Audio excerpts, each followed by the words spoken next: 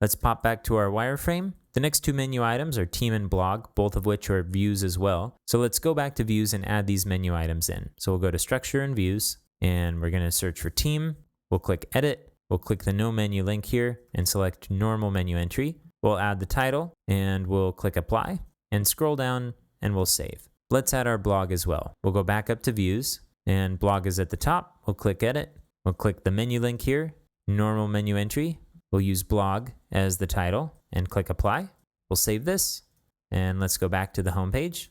Okay, it looks like the order is off a little bit. Let's fix that. We'll use the quick edit link and go to edit menu. So it's going to be about, calendar, team, and then blog, and let's click save. And then our final link is for the contact form. Right now, there's no way to add a menu item through the contact form configuration page, and it also doesn't get searched in the autocomplete for the menu item. So what we'll have to do is point to the URL directly. So let's use the quick edit link again and go to edit menu, and let's add a link. We'll call this contact, and for the link, we're going to use /contact. We'll leave everything else at the defaults and click save.